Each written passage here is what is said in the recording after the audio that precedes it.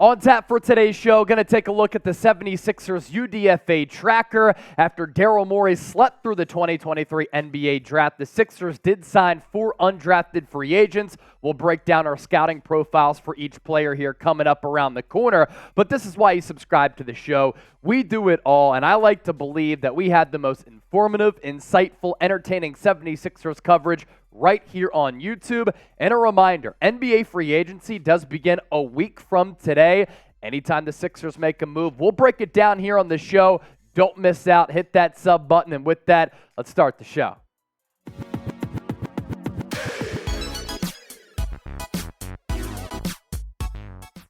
So let's take a look at the 76ers UDFA tracker. For the first time in 73 years, the Philadelphia 76ers did not make a selection in the NBA draft, but they have had one of the best UDFA class signings across the NBA when you really look at some of the players that are coming in, and at least in my opinion, they do have some dynamic players making their way to Philadelphia. Up first, Ricky Council IV, fourth-generation brother with that name, the guard out of Arkansas. Really good size, very twitchy athlete. He might immediately become the best athlete on the Sixers roster.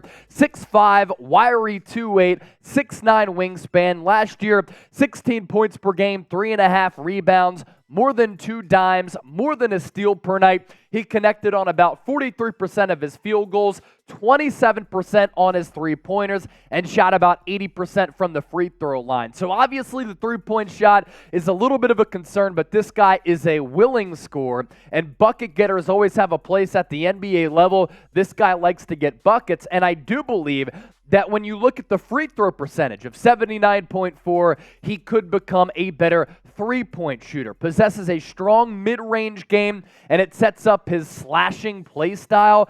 Very, very good athlete who can finish above the rim, absorb contact to also finish around the 10 as well. Very good lateral quickness, a good on-ball defender as well.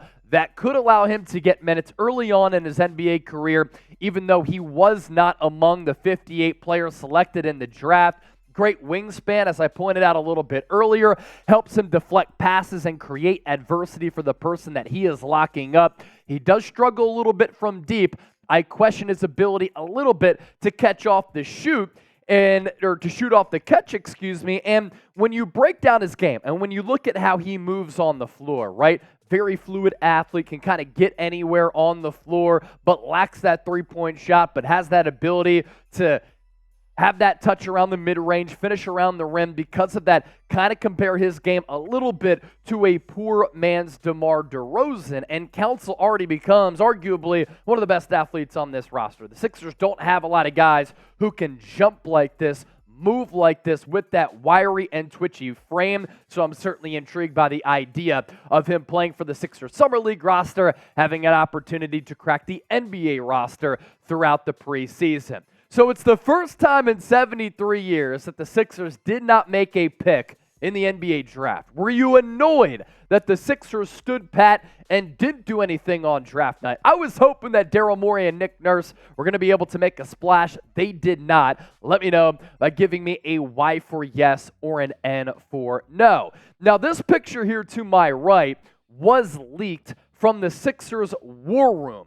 And the second board all the way to the right shows a depth chart that lists Tyrese Maxey, DeAnthony Melton, Furkan Korkmaz, and Jaden Springer.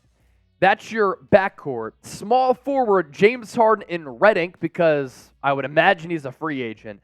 Daniel House Jr. At power forward, Tobias Harris and PJ Tucker. And then at center, Joel Embiid, Paul Reed in red ink. He's a free agent as well. And then Philip Petrusev, who was a draft and stash a couple of years ago. Now, according to Kyle Neubeck of Philly Voice, a team official said someone viewing the image should not read too much into the depth chart, which features a list of Philadelphia's potential free agents below that group, including George Niang, Shake Milton, and Jalen McDaniels, whose likelihood of returning to Philly we touched on earlier this week. Neubeck had said, the Sixers would like to bring back George Niang as well as Jalen McDaniels. Shake Milton could go somewhere else, but I will say that Petrusev's inclusion here is fairly interesting, as there's been noise from overseas, as well as his agent, that he might try to make his way over to America to try to crack the Sixers roster as a guy who might have a little bit of potential in that front court, maybe an opportunity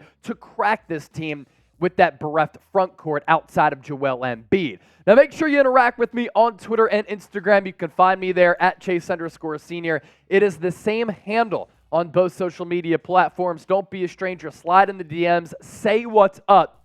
And make sure you hit me up. I cover the NFL. I cover the NBA, college football. I do it all here at Chat Sports, so make sure you hit me up. And more to come here on today's show because the Sixers signing a couple of more UDFAs. But first, a word from our sponsor today.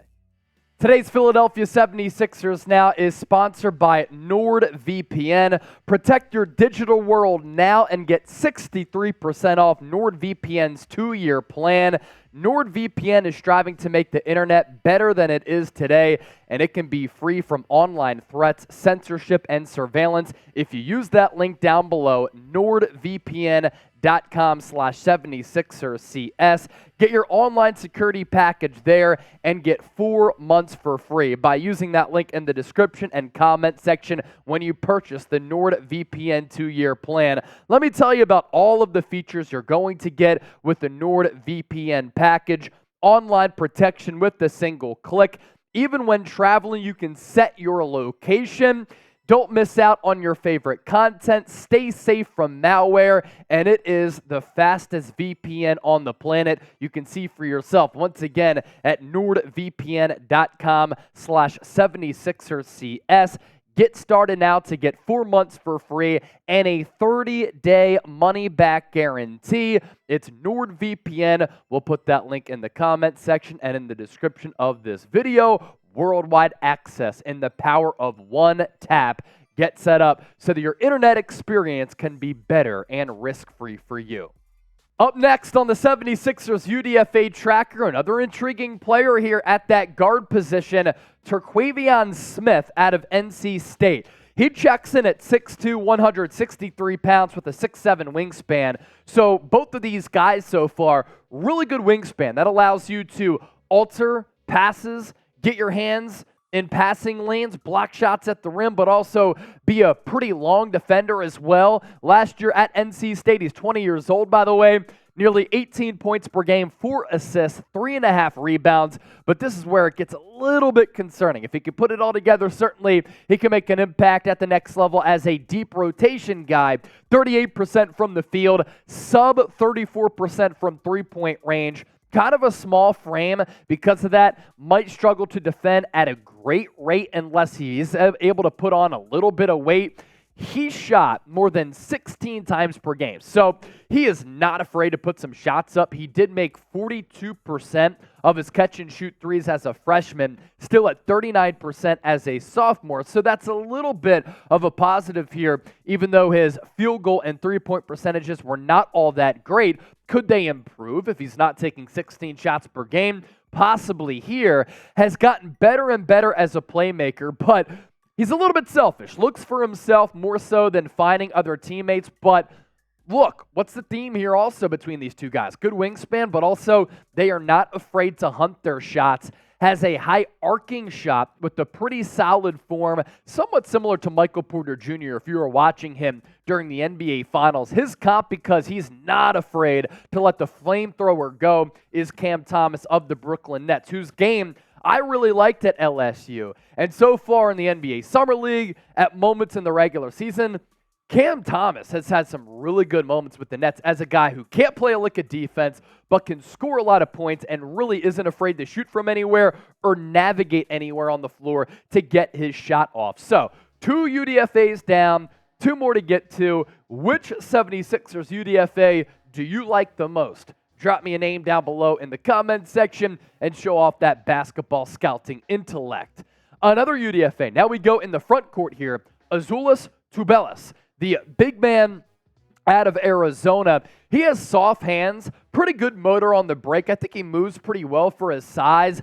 Has a decent touch around the rim where he can finish around the basket somewhat consistently. He will have very large defensive questions to answer at the pro level, in part due to his size because he's a little bit smaller at around 6'9", 6'10". He measured just under 6'9" officially, but with shoes, you can always up that a little bit. Doesn't have a great defensive resume. If he can't find a way to protect the rim or consistently space the floor, I think he's going to have a hard time getting consistent minutes and just staying at that NBA level. But the offensive production and the skill set, certainly good enough for him on some boards to be a top 60 player in this draft class. And then lastly, Marcus Bagley, the brother of Marvin Bagley, who has barely played at Arizona State over the last couple of years, has also been signed to Philadelphia. He officially isn't technically a 76ers UDFA signing. There's this weird clause in his contract which really just gives him an opportunity to maybe play in the summer league, and if he plays well, you decide to have him around a little bit more. He was suspended last year by Coach Hurley for some remarks that he made toward the coach, and then the year before that barely played either. So he has played 5 games total in the last 2 years. I highly doubt that he has a realistic chance of making this roster, but obviously comes to the league with a little bit of pedigree with his brother being Marvin Bagley, as Marcus Bagley now gets signed and inked to a deal by Philadelphia. If you made it this far on today's show, and you love the program, and you love the 1, 2, 3, 4, 5 Sixers, give me a real one down below in the chat. We appreciate all of you for watching. Keep it locked for more consistent, nearly daily Sixers content as we approach NBA free agency. And as soon as that gets underway, I guarantee you this is going to be your go-to spot. Real one roll call, hit that sub button, and we'll catch you next time. Hope you all have a great weekend.